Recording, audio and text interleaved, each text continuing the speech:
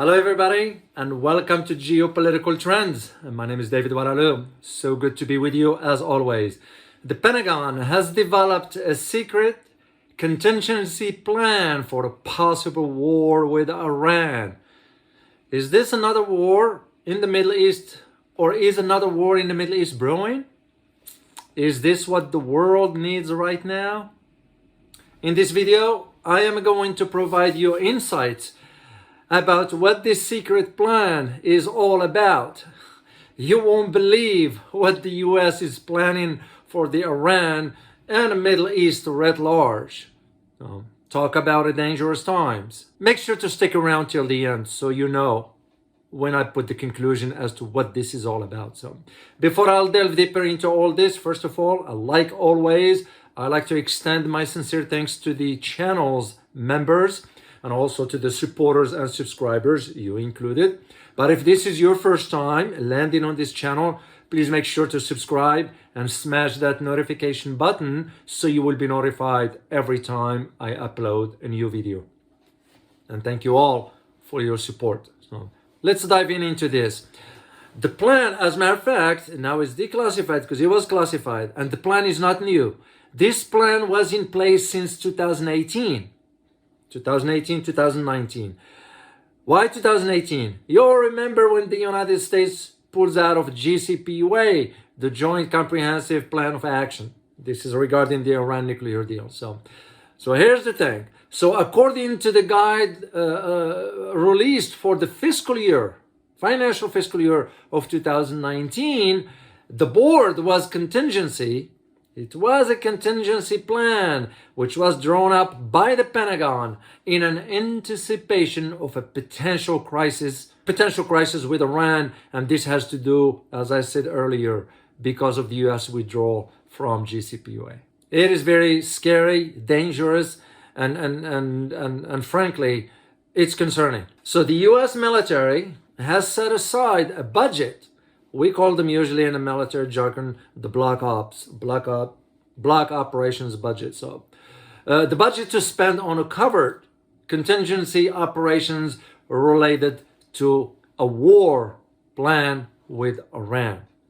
And the contingency plan, dubbed, and I put this in quote, Support Sentry, was included in the Pentagon confidential budget guide for emergency and special programs. Another word of saying black ops. That's what it was. So, as a matter of fact, the spokesperson for the U.S. Central Command, which is headquartered in Tampa, Florida, that's the one that deals with the Middle East. And the spokesperson, Major John Moore, declined to comment, of course, on the plan. Well, it was classified at the time, saying that, and I quote, let me get you the quote, guy, only that Iran remains the main source of instability in the region and poses a threat to the US and its partners. We are constantly monitoring the sources of the threat in coordination with our regional partners, and will not hesitate to defend the US national interest in the region. End of quote. You can't just see the problem with that.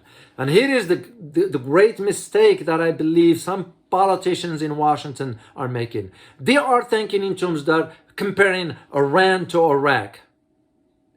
Iran is no match for any other force in the Middle East.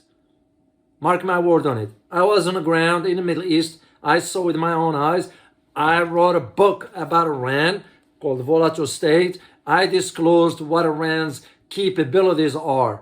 Iran is wired when it comes out to the intelligence services in the Middle East. So, and this is where a plan like this, it's playing with fire. So the contingency plan, for example, that's part of supporting Israel's aggressive stance towards Iran. And this was sort of quoted by none other than U.S. Ambassador to Israel. His name is Tom Neddes, when he said last week, and I quote, Israel can and should do whatever it needs to deal with Iran, and we support it. End of quote. you can't just see that's fueling more tensions. Because here's the thing, if Israel attacks sort of the main facilities for Iran, it will become a serious problem. And the reason is simple, because Iran has medium and long range missiles that can reach Tel Aviv. I tell you this based on facts.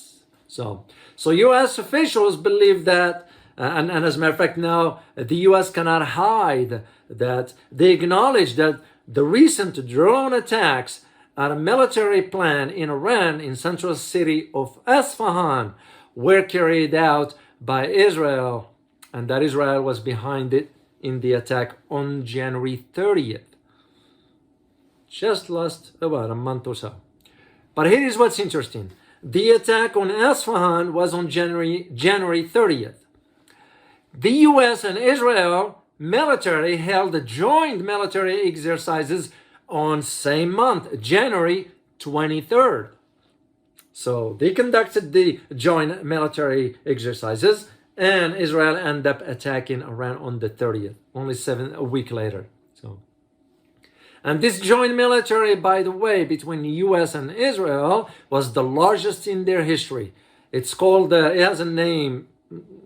All the military exercises, the tradition here for military jargon, we always give it a name. So this one was named, and I put it in quote, Juniper Oak. It's a very interesting name. So, in which, get this guys, 6,400 Americans and 1,500 Israeli soldiers participated, as well as more than 180 warplanes and more than 180,000 pounds of live ammo were used. I will provide you the link to all this so you can see for your own eyes. So please make sure, if you like this video so far, to hit the like button and subscribe if you have not done so, and thank you for your support. So the logical question becomes is, what's at the heart of all this? What is at the heart of this issue? Well, here's the thing. You got the US, British, the French, the German foreign ministers, all of them just last week on February 18th expressed concerns over the deepening cooperation between Russia and Iran. That is what's at the heart of all this. It's not about the nuclear program for Iran and so forth. I'm certain that even though I disclosed about it on the book, but when the US withdrew, I said right there, the US has no intentions of going back to the JCPOA agreement. So I'm not surprised, as I said, as I argued this in my book. And I said that Russia sort of will maintain economic and military sort of ties with Iran with a long-term objective. And this is exactly what concerns the West and scares the West, let alone our global leadership in the Middle East is declining faster and faster.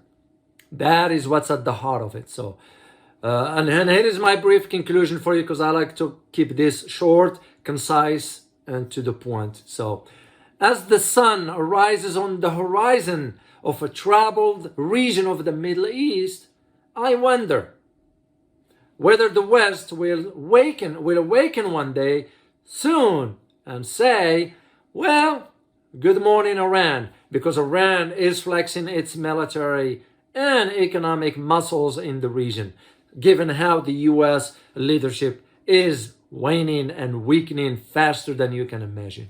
So, make sure to leave me some comments. I am thinking of extending this conversation in a live stream this upcoming weekend. Let me know what you think. So, as always, remember, geopolitics impact your daily life in more ways than one. Till next time, guys. Bye-bye.